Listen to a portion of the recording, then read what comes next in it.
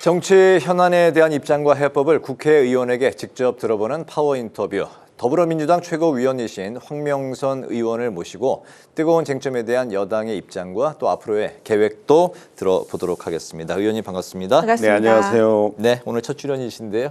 잘 부탁드리겠습니다. 네, 초대해 주셔서 감사합니다. 네. 지난번에 초대가 됐었는데 네. 그때 막 폭우로 인해서 저희 의원들 전부 다 현장에 전화 인터뷰했던 기억이 맞습니다. 있네요. 네. 기다리던 한미 팩트시트를 이재명 대통령께서 이제 직접 발표를 했습니다. 이제 관세 합의의 후속 조치가 이제 필요한 시점이 됐는데요. 네. 여당은 국익을 지킨 국익시트였다. 또 야당은 반대로 속빈 백지시트라면서 국회에 비준 동의를 요구하고 있는 그런 상황입니다. 이번 그 한미 관세 합의의 후속 조치 좀 어떻게 풀어가는 게 최선책이 될까요? 저희 입장에서는 국익 중심의 실용 외교의 가장 큰 성과였다라고 보죠. 네. 네, 앞서 국힘의 수석 대변인의 전화 인터뷰도 들었는데요. 예. 너무 정쟁하시는 것 같아요. 그러니까 인수위도 없이 출범한 이재명 정부, 미국 가서 관세 협상, 트럼프랑 협상하고, 그리고 에이펙 때 세계 정상과 협상을 통해서 굉장히 좋은 성과를 냈죠. 예. 그 결과 최근에 이제 패티시티까지 대통령께서 브리핑하고 이제 순방길에 오르셨는데 굉장히 큰 성과였죠. 특히 어제 이건 저희 정치인들끼리 정쟁하고 서로의 입장을 대변하는 게 아니라 우리나라 대기업 회장들이 어제 저녁 때 이렇게 만찬을 했잖아요. 삼성의 이재용 회장, SK 셀트리온 회장 이런 분들이 실질적으로 너무너무 감사하다. 기업에 굉장히 큰 힘이 됐다. 국가가 기업한테 이렇게 힘이 되는 것은 처음이다. 이런 이야기한 것은 아마 해방 이후 처음일 겁니다. 예, 그런 의미에서 저는 이번에 이 패티시티의 가장 큰 의미는 우리 국익 중심의 이 어려운 여건 속에서 만들어낸 정부의 성과이다라고 말씀드리고 국민의힘이 패티시티 해가지고 이 정쟁으로 이렇게 몰아가는데 그렇게 정쟁도 필요할 수 있겠지만 국익을 위해서 함께 협력하는 게 필요하다 이렇게 말씀을 드립니다. 알겠습니다. 네, 그리고 안보 분야 합의의 핵심 키워드는 핵 잠수함입니다. 그렇죠. 네, 그리고 핵 잠수함은 국내에서 건조가 될 것으로 보이고요. 민수용 우라늄 농축 권한도 얻어내는 큰 성과를 거뒀습니다. 우리가 이 핵 잠수함의 보유국이 된다는 건 과연 어떤 의미인지 좀 짚어보고 싶고요. 그리고 또 중국 견제 활용될 거라는 미 해군 참모총장의 발언을 좀 어떻게 생각하십니까? 예, 가장 중요한 것은 이번에 가장 큰 성과이죠. 에이펙의 성과 그때 트럼프하고의 대담을 토론할 때 정말 많은 국민들이 깜짝 놀랐잖아요. 대통령께서 그때 핵 연료를 공급하는 것을 승인해 달라라는 이런 워딩이었어요. 네. 핵 잠수함 내용까지는 아니었는데 그런데 트럼프는 그 다음날 건조 승인이라는 워딩으로 자기 이 트위터나 페이스북에다가 올렸는데 결국 패티시티에 핵 잠수함 건조까지 이제 승인을 하고요. 그리고 핵 처리 시설, 재처리까지도 대한민국에서 할 수 있도록 하고 배 건조도 미국이 아니라 대한민국에서 할 수 있도록 한다. 특히 핵 잠수함의 가장 큰 의미는 저는 자주국방이라고 봐집니다. 역대 모든 정권에서 핵 잠수함을 갖기를 그렇게 희망했지만 미국이 동의가 안 됐죠. 지금 핵 잠수함을 전 세계에서 갖고 있는 나라는 6개 나라 정도 되는데 이 핵 잠수함 자체가 실질적으로 갖고 있는 가장 큰 그 나라의 국방력의 상징, 전략적 억제력을 제어할 수 있는 굉장히 중요한 상징이라고 볼 수가 있죠. 그런 의미에서 자주국방에 가는 가장 큰 첨단이다. 그리고 전략적 억제, 한반도에 굉장히 긴장 관계가 많이 있는 우리 지정학적 위치인데 굉장히 중요한 그런 의미를 갖고 있다라고 보고요. 특히 이제 중국을 설득하고 해야 될 필요가 있을 수 있습니다. 그러나 트럼프 대통령과 대담을 하고요. 우리 대통령께서 그런 핵처리 시설에 대해서 그 다음날 건조 승인까지 하고 나서 시진핑을 만났지 않습니까?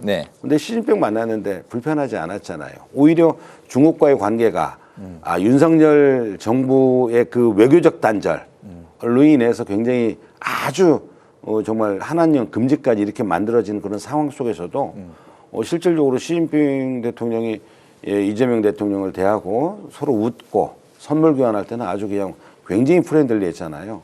이런 게 결국은 이제 외교적 성과이죠. 그리고 이제는 서로 교류하고 서로 존중하고 서로의 국익을 위해서 함께하자라는 이런 메시지까지 발표했는데 제가 볼 때는 이 핵 연료라는 이런 개념 정도의 수준으로 우리가 말씀을 드리고 국제법상 이게 위배되지가 않기 때문에 네. 충분히 설명하면 오해가 없을 거라고 저는 봐집니다. 알겠습니다. 방금 의원님께서 이제 자주 국방 언급하셨는데 의원님께서는 이 국방위 소속이시기 때문에 네. 전자권에 대한 의원님 의견도 들어볼까 합니다. 노무현 대통령 당시 전자권 환수에 대한 이제 화두가 본격화 됐는데 네. 이번 이제 팩트 시트로 전자권 전환이 이제 또 속도가 붙을 것 같습니다. 내년에 전자권 전환 3단계 중에 2단계가 마무리되면 이재명 정권 때 전자권 전환이 가능할 수도 있다. 이런 뭐 좀 빠른 언급도 이제 해석도 나오고 있네요. 네. 하지만 또 서둘러서는 안 된다 이런 신중론도 같이 또 나오고 있는데 어쨌든 전자권 전환 좀 어떻게 앞으로 좀 전망하십니까? 전자권 반드시 돼야 됩니다. 근데 전자권이 가장 큰 의미는 헌법에 대한민국 이 군의 통수권자로 대통령을 역할을 지금 이렇게 규정하고 있지 않습니까? 네. 그러나 뭐 그런 일이 있어서는 안 되겠지만 우리 대한민국에 예를 들면 전쟁이나 비상의 상황들이 발생을 하면 우리 대한민국 헌법에 규정한 대한민국 대통령이 군을 통수하고 지휘를 해야 되는데 지휘를 못 해요. 누가 지휘해요? 미국에서 지휘를 하지 않습니까? 네. 그렇죠? 그러니까 우리나라에서 전쟁이 일어나고 국지전이 발생을 하게 되면 대한민국 국토와 국민들을 지켜야 될 대통령이 헌법에 규정이 되어 있는데 통수권자로 그 역할을 못하면 안 되는 것이죠. 그래서 자주국방, 전자권의 회복 자체가 우리나라 대통령이 우리나라 군을 직접 우리 국토를 지키고 국민의 생명을 지켜낼 수 있도록 하는 저는 이 헌법 정신에 충실하다고 저는 봐집니다. 그런 예. 의미에서 전자권 회복은 반드시 있어야 되고 과거에 노무현 정부 때부터 시작해 왔던 그 메시지들이 있지 않습니까? 하다가 지연되고 여기까지 왔는데 네. 우리나라 세계 최강의 지금 한 5위 정도 들어가는 아주 국방력을 갖고 있는 나라잖아요. 언제까지 외부의 그 한미 동맹은 반드시 굳건하게 동맹 관계를 가지면서 이제는 우리가 스스로 자주국방할 수 있고 우리나라 국민과 우리나라 국토도 우리나라 대통령이 직접 지휘할 수 있는 그런 자주국방 이 국민들의 자부심 아니겠습니까? 네. 반드시 돼야 되죠. 제가 볼 때는 저도 국방위에서 장관한테 계속 이 자주국방 전자권 회복에 대해서 이재명 정부에 반드시 할 수 있도록 로드맵과 철저하게 준비를 잘해서 요구를 하고 질의도 했는데 문민 장관, 그 안규백 장관 아주 당당하더라고. 반드시 해야죠. 그리고 임기 내에 반드시 한번 해보도록 최선을 다하겠다고 그렇게 답변을 합니다. 네. 네. 앞으로 꼭 해야 상황, 됩니다. 예. 앞으로 이제 변화하는 그 상황도 저희가 예의주시하겠습니다. 네. 좀 주제를 옮겨서 여야가 대립하는 국면을 좀 살펴볼까 하는데 네. 대장동 항소 포기 공방이 더 격화하고 있습니다. 국정조사 협의도 불발이 됐고요. 국조를 법사위에 맡기자는 여당은 협의가 안 된다면 단독으로 하겠다 이렇게 나서고 있고 별도 특위를 만들자는 국민의힘 오늘 용산 대통령실 앞에서 규탄을 이어갔는데 지금 이 국민의힘이 공세로 밀어붙이고 있습니다. 입장 어떻습니까? 왜 밀어붙일까요? 이 시기에. 저는 국힘이 지난 12.3 내란, 윤석열의 내란 우두머리에 동조해왔던 정당 아닙니까? 그리고 정말 책임 있는 야당이라고 하면 국민들한테 결국 헌재에서 대통령 윤석열을 파면하고 나서 이재명 정부를 국민들이 세웠지 않습니까? 네. 그러면은 법적으로는 결론이 난 거예요. 내란이죠. 내란에 동조한 정당이죠. 그러면 최소한 뭐냐면 당 대표부터 모든 의원들 지도부는 국민들한테 사죄를 해야 됩니다. 저희들이 잘못했습니다. 저희들이 다시는 이런 일 안 하겠습니다. 오로지 국민들만 생각하고 정치를 하겠습니다. 이런 정당의 환골탈태가 필요한데 지금까지 국민들한테 사과 한마디, 사죄 한마디가 없어요. 오로지 이재명 정부의 공세밖에 없어요. 정치 공세, 에이펙, 패트시트도 마찬가지고 외교에 대한 성과도 그렇고 그래서 저는 지금 모든 일련의 사태가 지금 왜 저기 대장동 이 이슈가 나니까 대장동 내용 실질적으로 헌법에 항소를 대법 예규에 중요한 사건 같은 경우는 검찰에서 구형한 내용보다 높게 나오면 2분의 1 이상만 나오면은 항소를 안 합니다. 그리고 민사사건 같은 경우는 3분의 1 이상만 나오면은 본인들이 안 해요. 안 하는데 유동규는 징역형이 7년에서 8년, 김만배나 정인용이나 이런 사람들은 더 늘었잖아요. 다 늘었는데 당연히 항소 포기를 대법 예규에 나와 있는 것처럼 안 하는 게 당연한 거예요. 그런데도 불구하고 누구에 의해서 외압이 있었다라고 계속해서 이슈하고 정치 공세를 하는 것이죠. 실질적으로 대장동 사건의 핵심의 본질은 정치검찰들의 이재명 대표를 잡기 위해서 대통령을 과거에 잡기 위해서 결국은 정진성과 김용, 이재명 대표를 잡기 위해서 수사를 외압했고 그리고 사건을 조작했고 한 실체들이 이 김만배나 유동규나 이런 사람, 김만배나 남욱이나 이런 사람들에 의해서 지금 증언들이 지금 바뀌고 있는 거 아닙니까?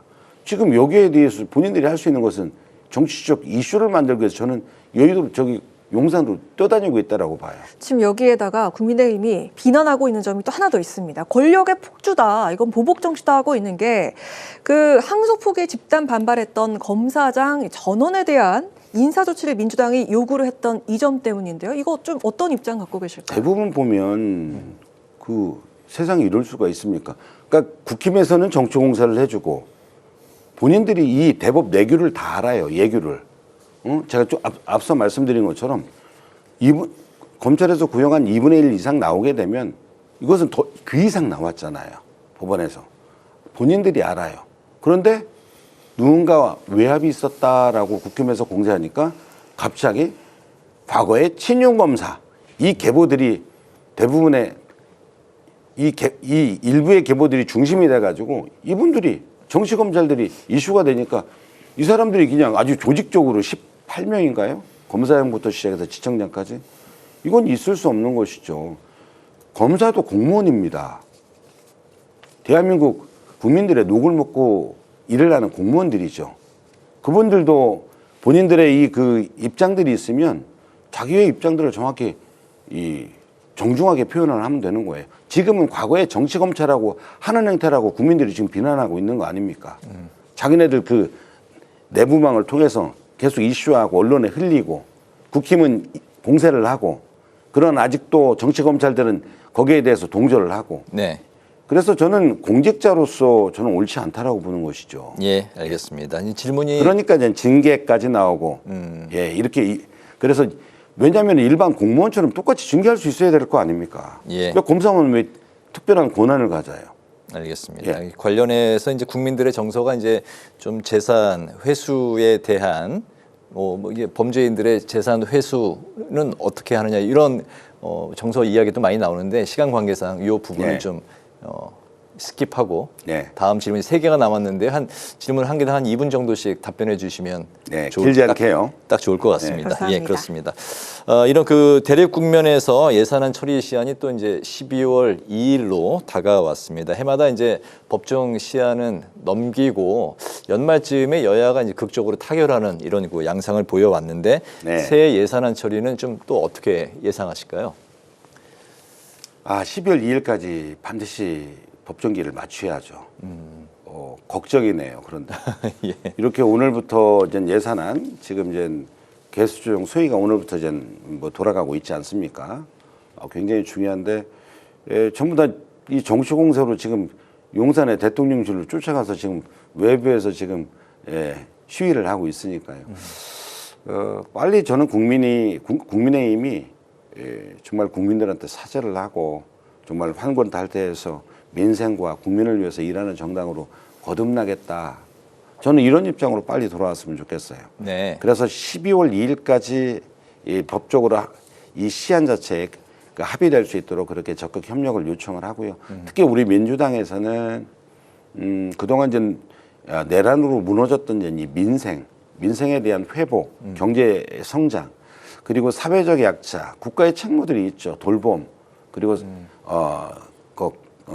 그 소상공인 자영업자에 대한 지원 문제. 네. 그다음에 민생회복지원금, 지역화폐, 그다음에 생활 SOC, 그다음에 어르신들에 대한 독거노인에 대한 지원, 네. 다양한 사회적 취약계층에 대해서 더불어서 행복한 사회로 살 수 있는 그런 기본 사회로 만들 수 있는 이 민생 예산에 정말 빠짐없이 좀 꼼꼼하게 챙겨서 민생이 회복되고 경쟁이 성장되는 그런 예산들을 꼼꼼히 챙겨서 진짜 대한민국으로 성장될 수 있도록 민주당은 예산 처리를 12월 2일 네. 그 시한에 딱 맞춰서 힘이 되는 정당으로서 역할을 책임있게 하겠다 이렇게 말씀드립니다. 네, 의원님께서도 국방위 소속이시기도 하지만 국방과 뗄래야 뗄 수 없잖아요. 예. 왜냐하면 또 그 대한민국 국방의 핵심 도시 논산과 계령이 또 지역구시잖아요.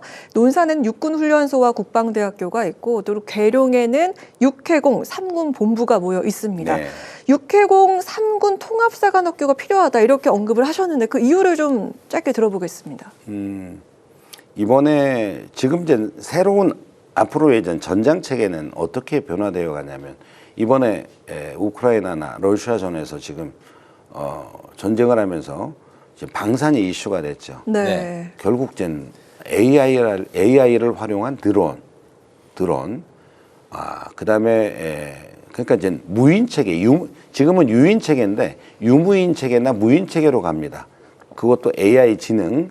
그래서 이제는 로봇들이 이제 사격을 하고 네. 전쟁에 참여를 하게 됩니다. 그러니까 세계는 이렇게 이제 AI 시대로 전장 체계가 가고 있는데 그런 의미에서 이제는 사관학교도 육해공군 드론을 육군만 쓰나요? 해군만 쓰나요? 아니면 공군만 쓰나요? 해병대만 쓰나요? 모든 군인들이 50만 지금 드론을 지금 양성하겠다라는 우리 이재명 정부의 지금 네, 네. 스마트 강군의 입장을 지금 갖고 있는데 이제는 미래 세대에 맞는 전투 체계 전략 그런 지휘관을 양성할 수 있는 통합사관학교가 그래서 필요한 것이죠. 네. 그래서 그 최적지는 앞서 말씀드린 대로 우리 세계 최고의 군 교육기관이 어디냐면 국방대학교예요. 논산에 있어요. 제가 이제 논산시장을 했었는데 네. 우리 육군사관학교에서 4년 동안 이제 여기에 학습하는 이런 교육 프로그램도 있고 현장에 실습하는 훈련하는 프로그램도 있는데 이 좁다 보니까 논산 훈련소에 와서 훈련을 하는 경우도 있어요. 이렇게 네. 그 프로그램이 있는데 그래서 이렇게 육군훈련소 또 삼군사관학교 또 대전의 교육사령부 그리고 A와 관련된 아주 최첨단 대덕 연구단지가 있잖아요. ADD도 네. 있고 네. 그래서 통합사관학교 미래의 지휘관을 키우는 핵심은 바로 논산 계룡 그렇군요. 국방의 수도가 맞다 저는 이렇게 말씀드립니다. 알겠습니다. 네. 알겠습니다. 군의 이제 효율성과 또 일사불란함을 위해서 육해군 통합이 필요하다. 네. 말씀을 저 한 가지 말씀 빠놓은 게 짧게. 아까 예산하는데 특히 예. 이재명 정부는 내란을 극복하고 군에 많은 그 사병들이나 장병들이 아주 사이가 이게 떨어져 있어요. 제가 국방에 와서 보니까 이사 가는데 사다리차 한 번만 지원하더라고요. 왜냐면은 왕복으로 해줘야 되잖아요. 그리고 당직 수당도 똑같은 공직자인데 공직자로서 이게 차별을 받고 있더라고요. 건강검진도 안 되고 전세자원 지원금도 부족하고 그래서 실질적으로 군 장병과 지휘관에 대해서 처우 개선을 할 수 있도록 확실하게 네. 우리 안보나 우리 국방 우리 장병들을 위해서 처우 개선할 수 있도록 이번에 예산 꼼꼼하게 챙기겠다 이런 말씀입니다. 네, 군의 처우 개선까지 꼼꼼하게 신신당부해 주셨습니다. 마지막 질문은 좀 답변을 한 1분 내외로 들어봤으면 좋겠습니다. 의원님께서 이제 최고위원 출마하시면서 네. 야전 사령관으로서 내년 지방선거 승리에 일조하겠다 이렇게 말씀을 하셨습니다. 원래 이게 중원에서 승부가 중요하다고 하는데 내년 그 지방선거에서 충청권의 승리는 좀 어떻게 준비하고 계십니까? 무조건 승리해야죠. 제 야전사령관은 아마 제가 서울시의원도 하고 논산에서 삼선시장도 하고 네. 그리고 당에 이제 조직부총장을 해서 재보궐선거 있으면 선거 때 한 달 살기를 해서 승리를 이끌고 해서 저한테 이제 닉네임이 붙여진 이제 별명인데요. 당의 지도부의 한 사람으로서 내년에 선거는 굉장히 중요한 의미를 갖고 있습니다. 네. 특히 내란에 대한 확실한 종식시키는 선거의 의미가 있고요. 두 번째는 이재명 정부를 국민들께서 이제 출범을 시켜줬는데 지금 참 유능하게 잘하고 있지요. 정말 효능감 있게 잘하는데 실질적으로 집권 1년 이후에 지방선거가 치러지는 선거여서 이재명 정부의 개혁에 아주 엔진을 다뤄주는 그런 선거일 수 있다라고 봅니다. 그래서 우리 민주당의 압승을 위해서 온갖 지혜를 다 모으겠습니다. 네. 핵심은 오직 국민, 오직 민생이죠. 네, 민주당이 앞장서겠습니다. 알겠습니다. 오늘 의원님은 잠깐 동안 인터뷰하면서 느낀 건 참 전투력이 대단하실 것 같다. 네, 제가 해병대 나왔습니다. 예, 네, 그러시군요. 해병병장입니다. 역시 예, 파워 인터뷰 이제 마치도록 하겠습니다. 오늘은 더불어민주당의 최고위원이신 황명선 의원을 모시고 관련한 말씀 들어봤습니다. 오늘 말씀 잘 들었습니다. 고맙습니다. 감사합니다.